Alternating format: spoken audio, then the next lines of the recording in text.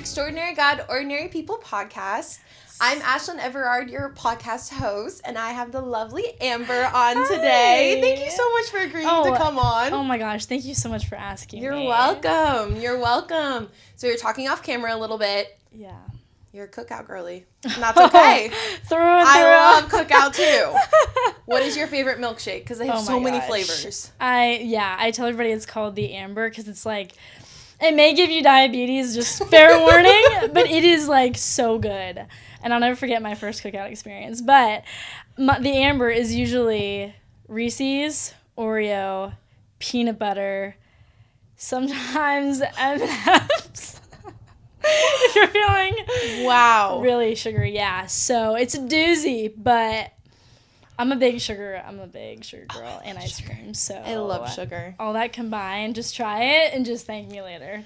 I promise. I'll have to wait until Ike's out of town because he's actually allergic to peanut butter. Oh, no. Yeah, so when he's on a festival run, yes. I will go try the Amber then. Yes, try that. You can also sub things out, right? Like, I think they just added, like, cookie dough. Ooh. I'm like, I don't know if I can stuff, I love cookie dough. Yeah, same. Okay. I'm like, I don't know if I can stuff any more on that, so I'm going to cap it at 4 things. But you can always substitute. Usually, I get my, like, acai bowls and everything while he's gone, and my Chick-fil-A, because I'm like, oh my gosh, I don't even want to, like, tempt fate, but when you're gone for 3 days for the festival, I'm just going to indulge in all my peanut butter. Yeah, and after 24 hours, you're good. Yeah. It'll get out of your system. Yeah.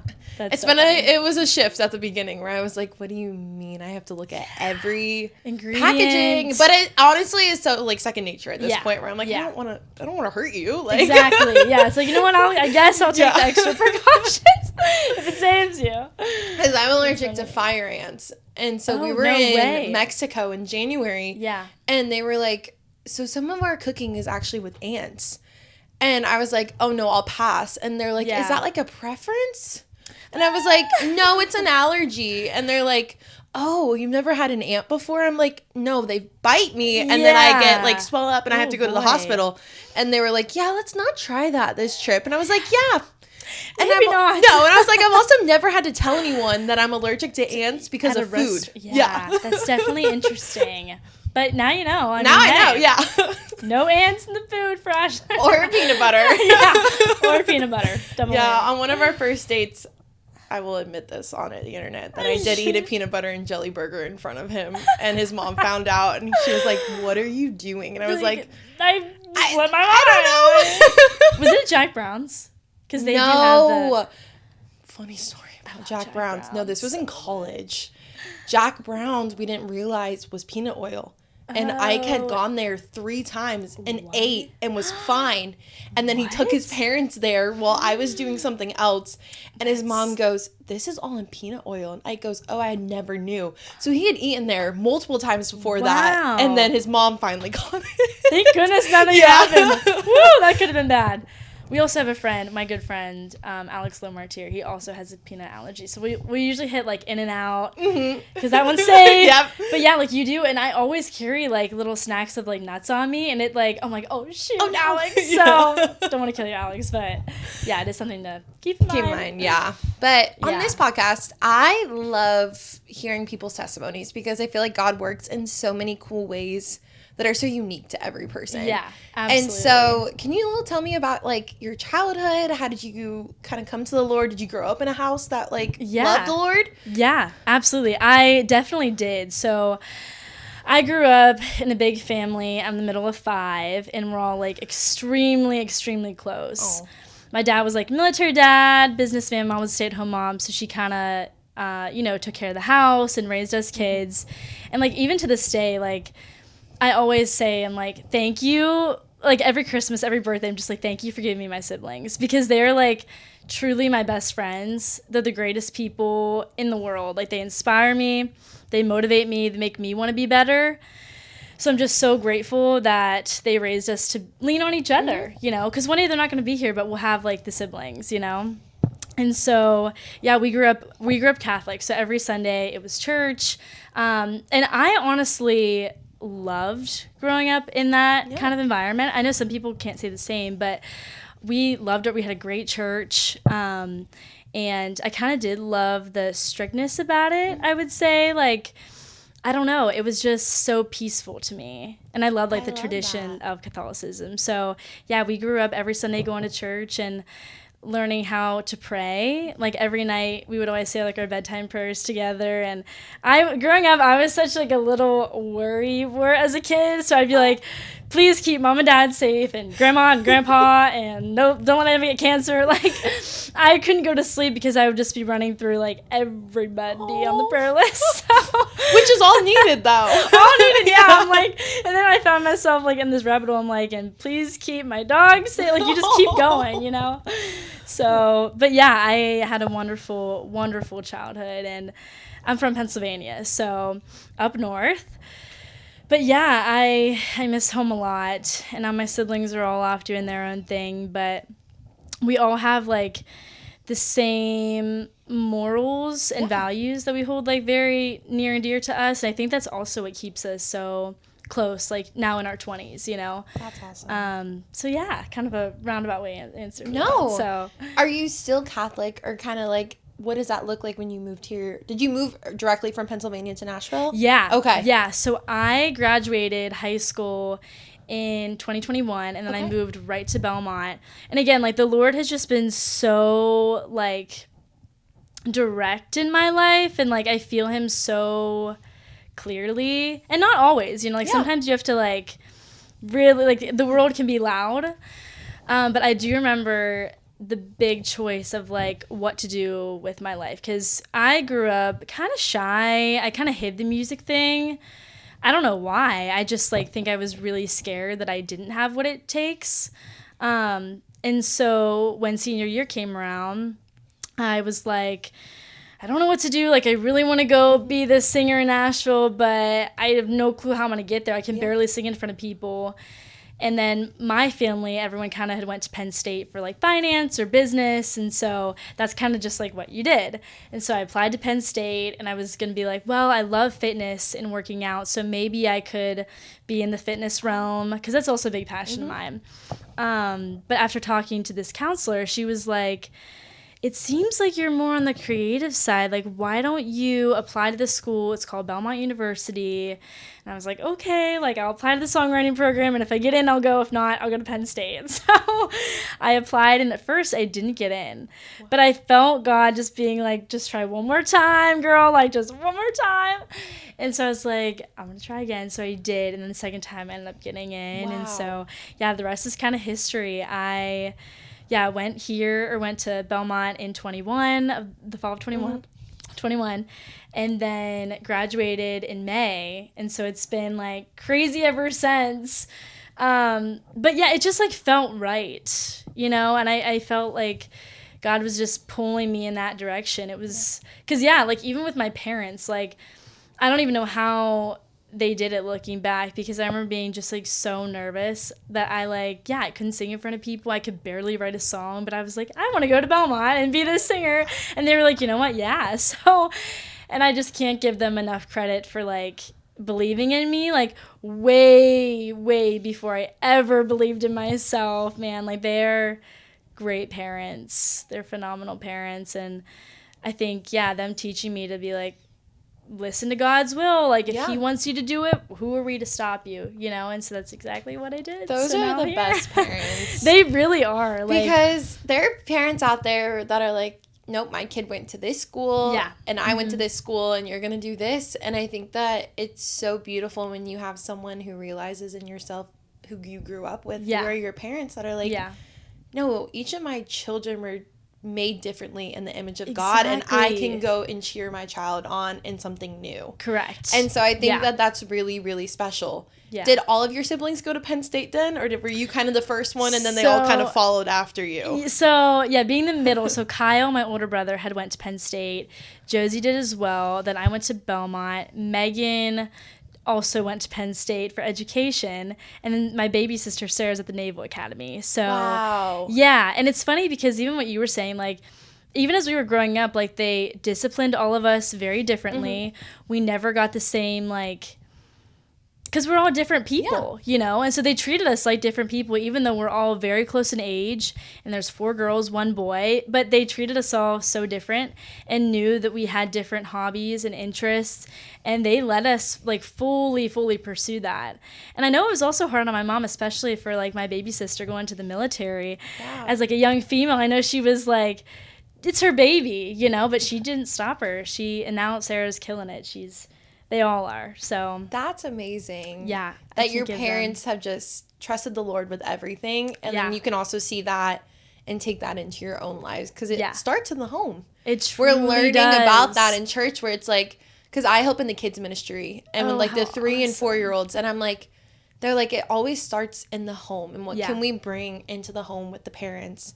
And I think it's just really, the kids need to be poured into in this day and age, with just everything that's happening. I completely agree. Yeah. But also just looking back in our childhoods, where it's like, wow, like my parents really, truly trusted God and believed. Yeah. Because I went to Arizona. I was originally from Florida. Oh, no My parents way. were like, you're going 2,000 miles away to pursue some dream. And I was like, yep. No, that was going to do it. Yep, I'm going.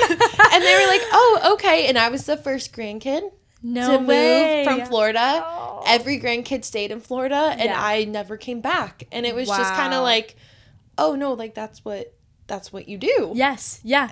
And they also raised us with being in the mindset of, like, if God has given you these gifts and talents, they're not just, he put them in you for a reason. Like, he instilled in you that dream. And my parents said that all the time. Like, if that dream's on your heart, we didn't put it, you know, like, that's such a God thing that, like, you have to follow his will. It's not even ours, you know?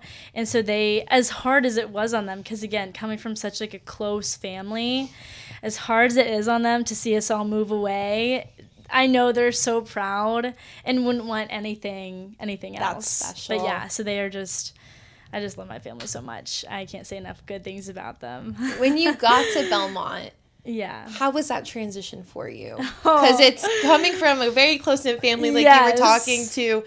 I don't know anyone. How do I kind of continue in my faith, but how do I also pursue this dream? Yeah, it was hard. And I think I tried to play it off like cool in the beginning. I was like, I'm not homesick and I'll be fine. And I remember there were so many times where I would just call my mom and she picked up on the first ring every time, no matter what she was doing. Like, she's so selfless. And just was there for me. But like, I remember the hardest part, because being the middle child, I could either hang with the big kids, like my older siblings, or the younger ones. So I always had a buddy. Like, I would go to Walmart and Sarah would drive, or like, no matter where I went, like, I always had a buddy. So then whenever I got to college, I no longer had like my go-to buddies. And so I really did struggle at first of like learning to be by myself and independent, because I had done literally, like, we had the same friend group in high school, you know, so we done everything together. So that part was really difficult. But in the back of my mind, I knew I never felt like, should I go home?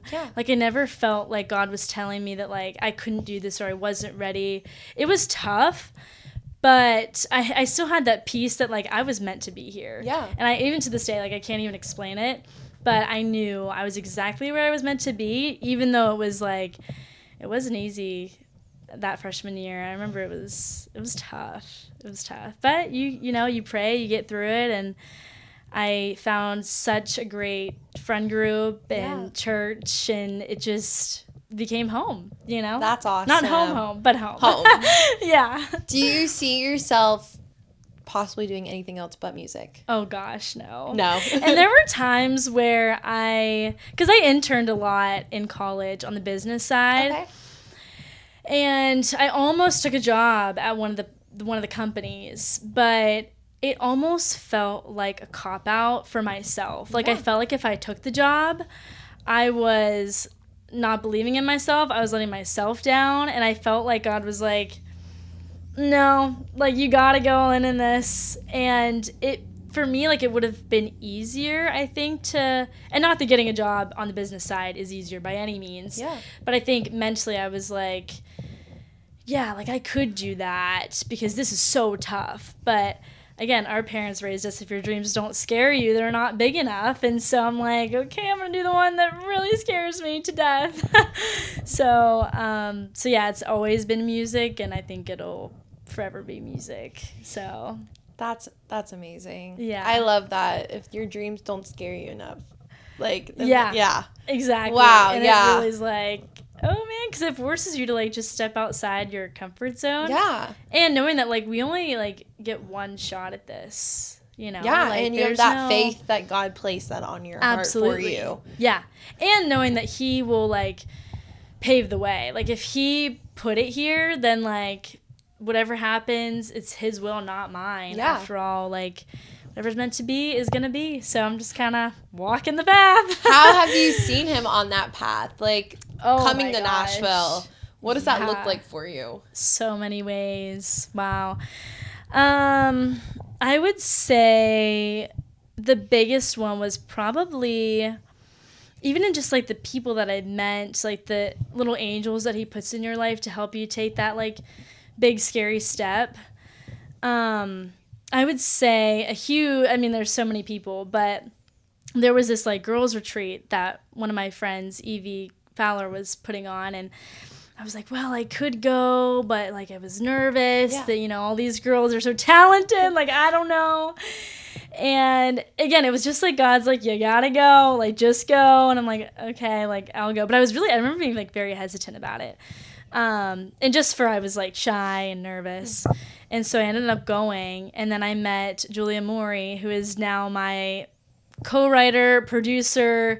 And so if I wouldn't have went, I would have never met her. And that one was a big one of God being like, trust me, like listen to my voice, like you're meant to go. And she's been like such a huge blessing in my life. And same with, I would say, like performing live. Like I, like kid you not, in high school, I could not sing in front of people. I was so nervous. And I remember coming to Belmont, and like all the kids were like, oh, we were on Kids Bop and we've been performing since we were like 6. And I'm like, I have not been. Like, I'm so new to this. I would have been like, oh, okay. Yeah, I'm like, yeah, no, like same. I have so much stage presence, and I can, yeah. But the truth was, like, I did not. I really struggled with performing live. And I was like, God, like, you put this on my heart. Like, I have such big dreams in this, like, why do I have this like fear? Like, please help me get over this. And so I just got plugged in the writers' rounds and would like literally pray and be like, you're the only one that can help me like sing this and like remember the words. And I truly believe like, yeah, I mean, if he wants it for you, like it's in your will, like he will make it happen. And so I had to really lean on him in that department of music, and he totally like, yeah, I mean, changed my life in the sense of I can sing in front of people now, you know what I mean? And it sounds so small, but like if you would have known me at like 18, 19, like totally different person. I think that's really sweet, because a lot of people can go in with dreams and want to do it on their own. But I think that you truly leaned on the Lord, and he has given you a path that no one else could have but Jesus. Yeah. And the minute that you were like, I want to do this, but Lord, I need your help in this. Yeah. I think sets a different precedent also in just the way that you carry yourself, the way you carry your music career. Yeah. Instead of just other people going, well, I'm just going to become famous. I know what I'm doing. Because I've seen that happen in the way that Ike talks about other just artists that he doesn't work with, but just in like other stories that he'll hear. And it's just like, no, like you have to have the right people, the people that believe in you. Yes. But most importantly, you need God on that journey. Yeah. Because there may be doors open that you don't need to go through. Exactly. Yeah. And I also feel like that helps when you do get the no's and every yes. Like I'm like, if it is a no, no matter if it's like no to a song or a meeting or a deal, it's always like, well, wasn't meant for me. Maybe something terrible would have happened. And I feel like that's kind of how you have to look at the music industry, because there are so many highs and lows daily. And if you put that pressure on you, I can't imagine having to carry that on me of being like, it's all up to me, and like, this is my success and my failures. But like, it's not. Like, everything good and bad isn't good or bad. It's just your path, you know, and it happens for a reason. Yeah. Whether it's like God closing a door to keep you from something that you have no idea about.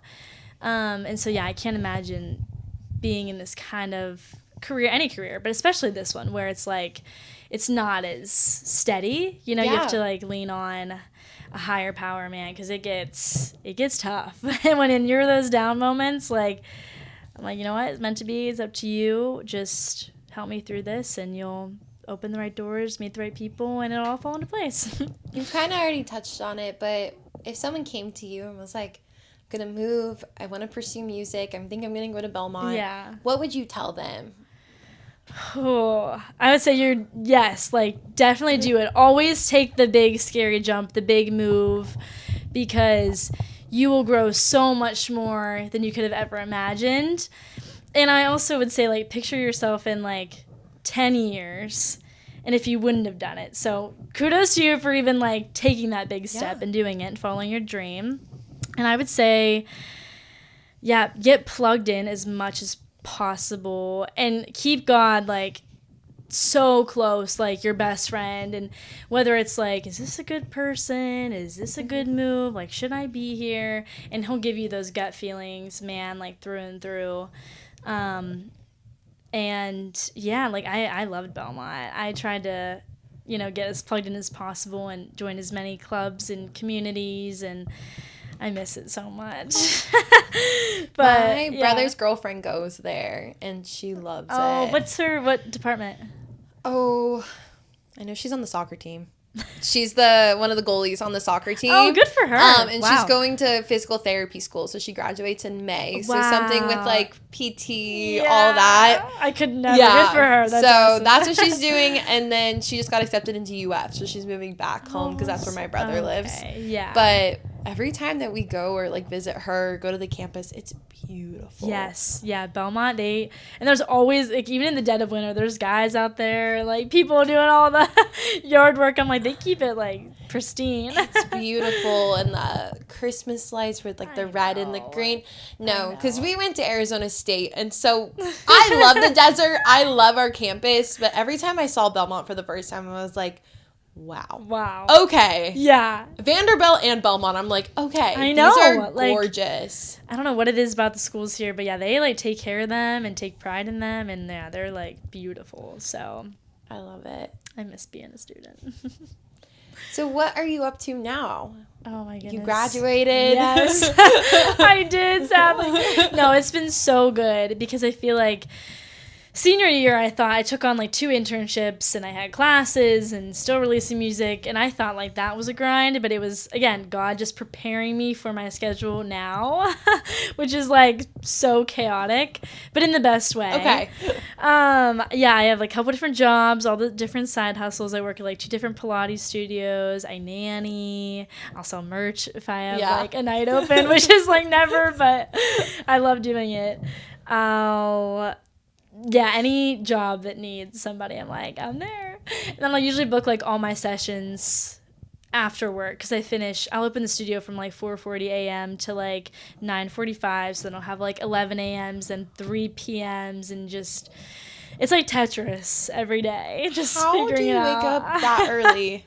It's a grind, man. And I honestly, like, I thought, like, in college, I was like, whew, this is tough, like, but I'll be prepared, and I was like, ooh, this is tough. Because I need that, because I'm kind of in that side hustle place in my life right now. Yes. And I, like, had to wake up at 5 a.m. one day, and I was like, what am I getting myself into? Doing, right? Yeah, I was like, I don't know, this full-time job thing kind of sounds a lot better than what I'm in right now. I know. And so when you said that, I was like, no, I need that advice. Like, how do you do it? I mean, when you want something so bad, like, so bad, you're just willing to do, like, whatever it takes. Like, I mean, when they were like, to be able to write at 11, I had to work either, like, super early or super late. And so I was like, well, super late kind of is a wear and tear on, like, my body. I would be so exhausted, like, if I was a server. So I was like, what could I do? And I love the fitness world. Yeah. So they were like, well, your hours would be, like, from 4:40 to 9:45, and I was like, I'll take it. That means I can write at 11, and I can fund my dream. Yeah. So, yeah, and if it's something that you want so bad, you're willing to do, like, just about whatever it takes. So, like, and again, leaning on God so much of, like, please help me wake up tomorrow because I stayed out raised rowdy until 11. So I'm going to need your help tomorrow morning. But yeah, and I do believe that it'll pay off one day. So just trusting God and being like, you know what? This season of my life, it is exhausting and it's hard work, but you're just setting yourself up for what you really want. Yeah. You know, so it makes it easier. And I think it instills just hard work, because I think it's so easy for you to have a dream and just think God's going to just do everything, but God still wants us to work in that. And so I think that also just really, like, sets your heart aligned with what he really truly wants for you. Yeah, I cannot agree more. Hard work is hard work. There's no other words of saying. There's no other way of putting it. It's just, it's hard, but I think it helps and instills things that you're going to need later on in your life. Absolutely. And it is a season. It is. It's just temporary. So one day it'll be hopefully soon. If not, you know. But it's so funny you say that because, yeah, I went like my freshman, sophomore year at Belmont being like, okay, like, I'm going to get discovered. Like, you put this dream on my heart. But I wasn't nearly doing my part at all. But I did have that mindset of, like, he'll provide if it's meant to be.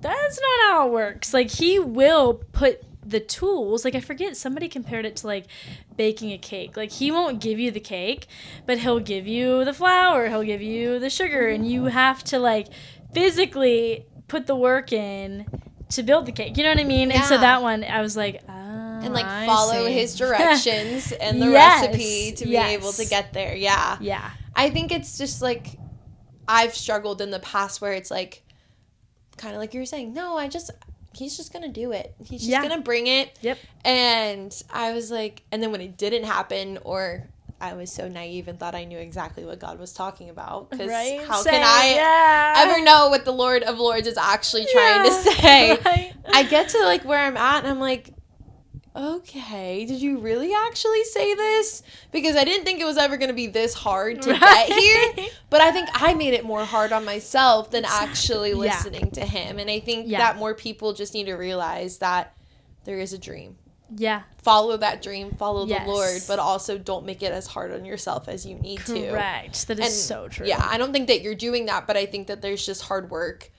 And then there's also just, like, perseverance that has to come from that. Yeah. Yeah, and it all equals, and like what you were saying, like, it's not easy by any means, but if you do have that peace of mind that you're doing is what you can do. And my dad has always said, like, if you go to bed and you lay down and you're exhausted, that's a good day of hard work, you know? I love that. So, boy, every time when I go to bed, I'm, like, out. So I'm like, if I'm doing my part, God will be in all the little in-betweens in every moment. So, yeah, I believe that 100%. What is in the music world right now for you kind of going on? Yeah, so I actually have a song, J on My Neck. Well, it's called New Girl and then J on My Neck, coming out on Friday. So this is like perfect timing. That's so exciting. Yes. I again, such another like God moment. They're all God moments, but you know, some like stick out in your head. So I had just released an EP in November, and I was like, okay, I'm not going to put out any more music. Like, it's expensive, and you know, I didn't feel like I had to. Yeah. And I was going to promote the EP all of 2026. And so one night, me, Julia Maury, and then Alex Lomartier got together, and I had this idea called J on My Neck, like my ex getting his new girlfriend like the same necklace. And so we wrote it, put it on TikTok, and it wasn't doing that well, but like I love the song so much. Like I was like, I believe in this one, y'all. Like, let me just keep trying. Yeah. And then I posted a video, and it got like, it went totally viral, and so it's been like doing well ever since. So we're like, thank you, Jesus. It was like so meant to be. So yeah, that one will be out on Friday, and we're so excited. So exciting. I know, I can't believe it. I'm like, Kim, it's here. What is that process like for you, writing songs? Because I've talked to a lot of songwriters, and they all have different processes. What does that look like for you?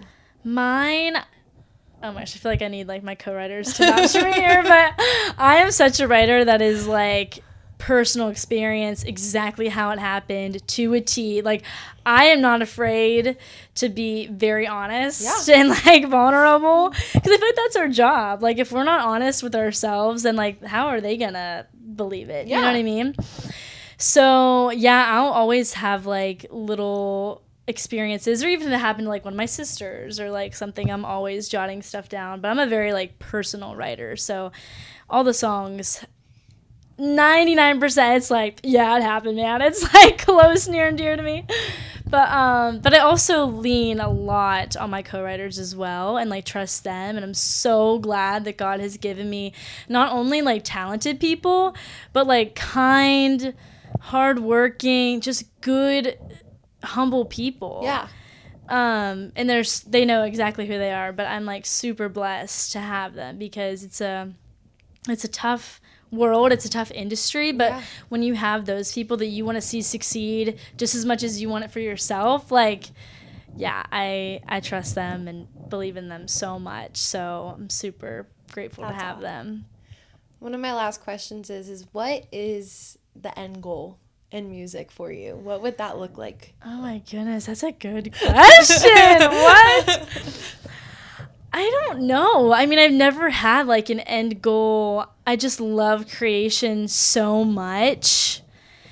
And when I think about like my life as like success, like, yeah, I love music. It's my whole world, but I also want to be a mom. I want to be a wife one day. Like, that's my end goal, honestly, is to like have kids one day but still be able to pursue music. So, yeah, I mean, I would love to get signed and be able to tour, like the logistics side of like, what I want in the future. Yeah. But man, I just love music and creating art so much that I'm kind of doing it now, you know? I would just love to do it on a bigger scale, maybe. Yeah, no, I know, that's to like fair. But I feel like anyone in the music industry always wants to do it on a bigger scale. Like, correct. You're not just in it just to like, okay, I wrote a song. Yeah. Great. Okay, now I can move on. Yeah. No. Yeah. But I think it's also really special that there's other dreams that God has placed on your heart. Yeah. That you can pursue this and your kids can see you do that one day. Absolutely. And see that hard work and see what you're trying to do and accomplish that Lord has placed on your heart. Yeah. But then also still be there for your future family and everything else. Yeah. Exactly. So I'm excited to see like, how it all comes together, and back to like God having a path and us just kind of like walking it like it's His will, and it can change at any moment, and I'm like totally, okay with that if it's called, anywhere else, but right now I'm like, music is just, it's like everything. It's what I want. Yeah. And that's okay. I think that's like with Ike with video. It's pretty much like, this is my calling. This is where I feel like I'm supposed to be. Yeah. And that's what I'm going to do. And I'm like, go for it. Exactly. Because if God's going to open those doors for you, which He has, then that's all we can just agree on at the end of the day. Yeah. Where I was never career oriented because my mom was a stay-at-home mom. Yeah. And so I saw that all my life growing up, and I was like, I just want to be a mom. Like, that's what my mom was to me. Aww. I just want to be a mom. And funny enough, my mom actually did side photography. And so it's crazy that I married a photographer. That's so funny. But now there's other dreams that have been placed on my heart, but it was just like, oh, like, I don't understand the career world. Yeah. But watching people move in it with God by their side, I'm like, no, God needs to be in those places too. Exactly. He needs to be in music. He needs to be in video. He needs to be in business, nursing, whatever it is. Yeah. That isn't just conforming to the world. That's following what God has placed on their heart. Exactly. Yeah. And I used to struggle with that too. Like, I was like, gosh, like, I'm not, like, I don't feel like I was, like, preaching the gospel, or, like, I'm just a songwriter. Like, how am I making any impact? But, like, even in those rooms with, like, those writers and, like, meeting people at shows, or, like, just a smile, like, goes such a long way. And I feel like God uses those people in sometimes dark places like the music industry, which can be very dark. But I feel like He uses those people, us, as, like, lights to like encourage others or just to be a helping hand, you know? So, but I did struggle with that. I'm like, man, like how is this career glorifying the Lord when it can feel so about me all the time? But I feel like, giving God all the glory and making sure that he is known like way more, you know, than I ever will, because I'm just doing what he asks, you know? So I've had people on here that's like, it's hard because you have to go to these bars. You have to be in these places to get your music out there, to perform. And sometimes it can just feel heavy. Yeah. Always constantly going into these places. But I had someone on the podcast that was like, but the people in the bars really need Jesus. So if we can even just be the kindest person in the room. Yep. Smile. Because I have a hard time selling merch sometime where I'm like, it is 11:30 at night. And I'm standing in a bar. Yeah. And it took a while for me where I'm like, is this like wrong? Like, is God like mad at me? Same thing. Like, why am I doing this? And like, yeah. is it really okay for my husband to be working like these late nights? Like, he loves what he does, but I'm like, what is happening? I agree. But I felt like the one time the Lord was like, he's reaching other people that you wouldn't be able to. And so I think that that's something that I just love to encourage any musician or even yourself, that you're reaching people that I can't reach, that your sisters can't reach. Yeah. That you have to reach with your music and in the industry because God's placed you in that. Yeah, that is good advice. Thank you for saying that. Because even still, like, it's just like tough sometimes in those environments. But having that mindset of like, if you are a good person and can shine his light through you, like, doesn't matter where you are. But giving that glorifying, you know what I mean? Like, it's just, because I was like, if I'm in there, I'm conforming to the world. But I was like, if I'm just being myself and I'm glorifying Jesus, I'm really not conforming to the world. Yeah. But if I'm getting drunk and I'm doing all this other stuff, that's completely different. Yes. But I think it was just that mind shift of, I grew up Lutheran. And it was very, like, strict and this and, like, I want to be caught dead in a bar, but it was very much like, you just don't do that. You don't do that. And then when I moved here, I was like, oh, like, I guess this is okay. I guess. And so it's just been, like, kind of, like, weird to kind of, like, unwire religious beliefs and then what actually having a relationship with God looks like. Yeah, I could not agree more. Because you have to in this city. I feel like you have to do any of that anywhere, but in this city especially. Yeah, I could not agree more. And just like, and it's funny because even like the way that our parents raised us was to know always like who we are as people, no matter where we went.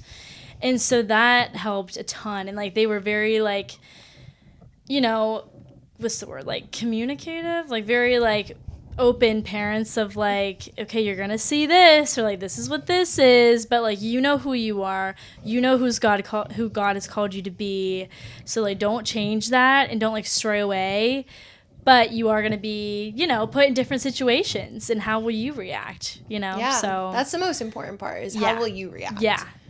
If everyone else in the room, they're gonna notice if you react differently. I've noticed that, like, they'll ask you, why didn't you do that? Why didn't you do X, Y, and Z? And you're just like, well, I just don't believe in that. Like, that's just not who I am. And you can bring glory to God's name through that, or you can just show kindness and love and be like, no, like, that's just not me. Not me. Or like, I don't have to do that. Like, I don't have to be this person that you guys are trying to create me to be, because I know who I am at the end of the day. Yes. And that is, like, so important to... I think I wish that I knew what I was going to see, because I grew up in a private school. Oh, and then I got thrown into public school in high school. And so, like, that was just, like, a culture shock. I was like, what is going on? And my mom was like, it's okay. And I'm like, I don't think you understand. Like, is it? I just grew up with these same 60 kids from preschool to 8th grade. Oh my god. I have 600 kids in my graduating class now. What is going on? That's a big job. And so I really do wish that someone would have sat me down and been like, you know who you are. This is what you're doing. This is what you're going to see. Yes. But I even think our parents now, and like even myself and I talk about this, like our kids at some point are going to grow up in a world and we're not going to know what they go through because the world has shifted not greatly, very negatively, but just the way that these kids that I know of, or that we have friends that have kids, and the things that they talk about, and I'm like, you're dealing with that at 9? Yeah. Like, this poor girl is having to have an identity crisis at 9. At 9.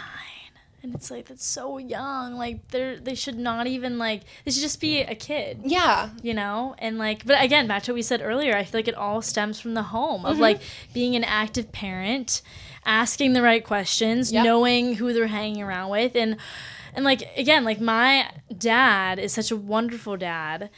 I mean, having 4 girls was probably not easy. That's a lot.